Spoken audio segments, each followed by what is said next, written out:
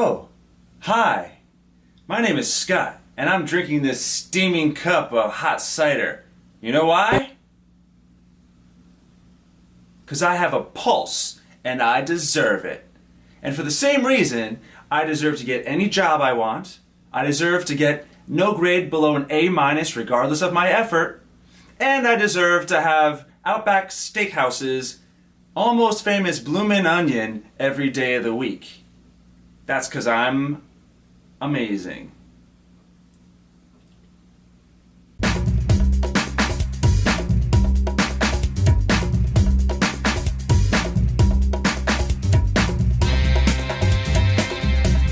Hey, what's up everybody? This is Scott Doty at Scott Doty TV, the place to be to get equipped to become an asset to your children's learning experience. And today, I want to make note of entitlement. I want to discuss thankfulness and gratitude. Okay? Now, there was a time when man lived in an age of enlightenment. I would say that today we are living in an age of entitlement. See what I did there? Because this is what people are like now. They got their phone and they're like, it won't. Give it a second. It's going to space. Can you give it a second to get back from space?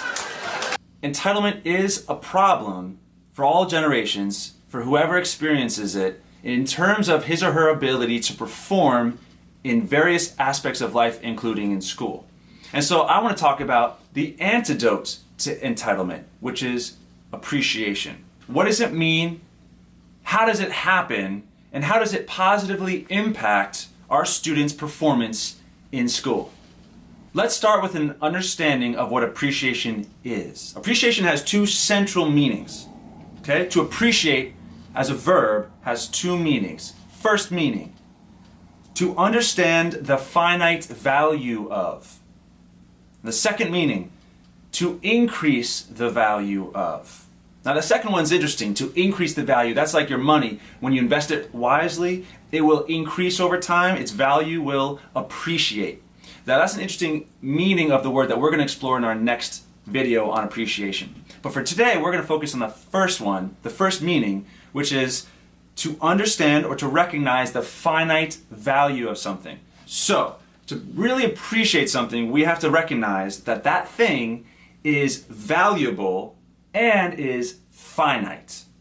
This makes me think of my daughters eating vegetables. I give my daughters wonderful, healthy vegetables, okay? Asparagus and a little carrot, and I'll say to them, eat this, it's awesome for you.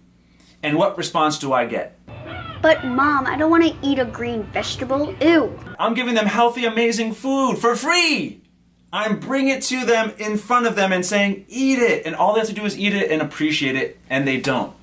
Now, part of the reason they don't might be because I need to communicate to them the value of the vegetable. Okay, part of it is expressing and teaching them value. But the more important one, I would say, is the fact that they don't recognize that food is finite. That it is not their entitlement to have food just because they have a pulse. That there are in fact humans all around the world who do not have a meal today. You see, if we don't witness lack, we don't believe it exists. You see, my daughters don't believe that vegetables are particularly interesting, and they will always say ew when they see them because they believe that there is a never-ending supply of food in their lives. And I'll tell you something, when I've done some mission trips abroad, and I've tried to do some community service projects in Dominican Republic and Mexico and various parts of the United States, and I've gone to places where people genuinely don't have food every day. And I've said to them, hey, carrot, hey, asparagus. Do you think they ever looked at me and went, vegetables, really? Vegetables?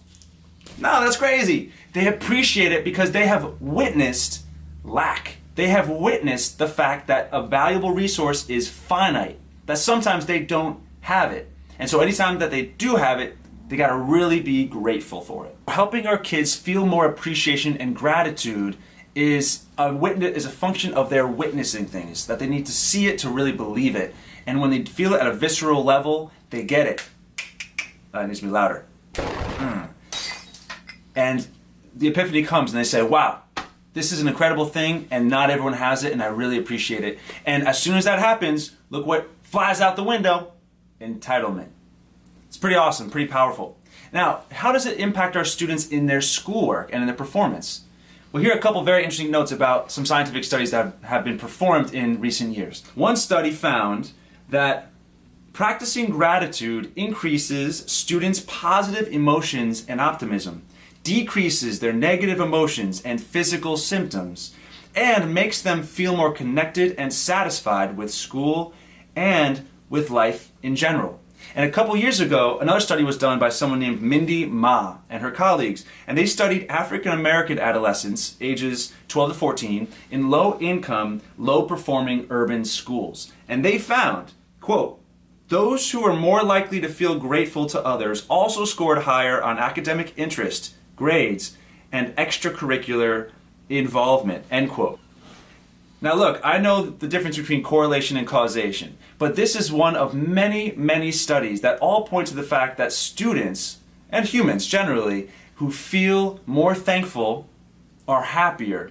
And that when we start from a place of being happier, from being more appreciative, more aware of the finite value of things, that the harder we work, the more motivated that we feel, and the better we perform. Yo, bro, that's deep, bro. High five on that. All right, so that's it for part one for today in terms of beating down the entitlement out of our systems and out of our students, in our students' mentalities, and bring a culture in the house of deep gratitude, which gives rise to deep motivation and great studying and excellent results in school.